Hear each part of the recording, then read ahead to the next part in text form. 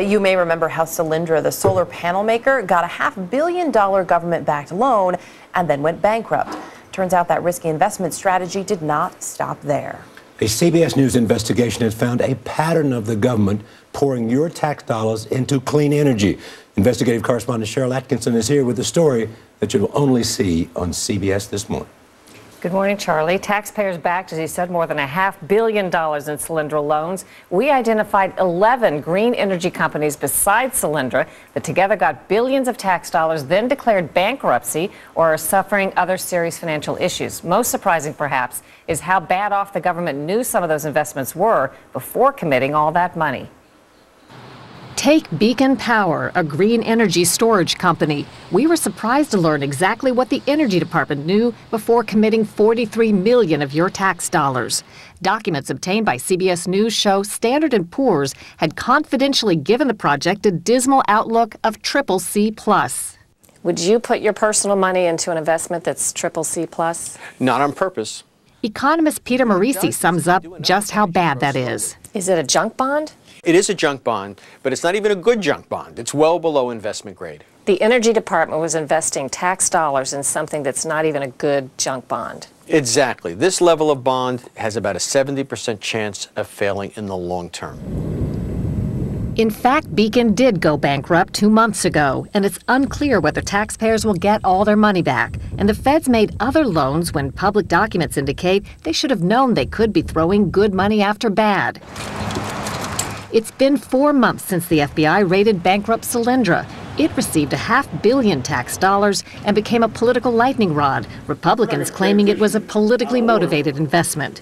We counted 12 clean energy companies that are having trouble after collectively being approved for more than $6.5 billion in federal assistance. 5 have filed for bankruptcy: the junk bond-rated Beacon, Evergreen Solar, SpectraWatt, AES's subsidiary Eastern Energy, and Solyndra.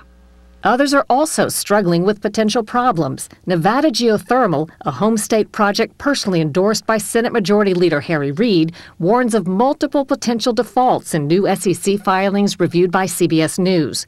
It was already having trouble paying the bills when it received $98.5 million in Energy Department loan guarantees. SunPower landed a $1.2 billion loan guarantee last fall after a French oil company took it over. On its last financial statement, SunPower owed more than it was worth. First Solar was the biggest S&P 500 loser in 2011, and its CEO was cut loose, even as taxpayers were forced to back a whopping $3 billion in company loans. Nobody from the Energy Department would agree to an interview. Last November, at a hearing on Solyndra, Energy Secretary Stephen Chu strongly defended the government's attempts to bolster America's clean energy prospects. In the coming decades, the clean energy sector is expected to grow by hundreds of billions of dollars. We're in a fierce global race to capture this market. Economist Morisi says even somebody as smart as Secretary Chu, an award-winning scientist, shouldn't be playing venture capitalist with tax dollars.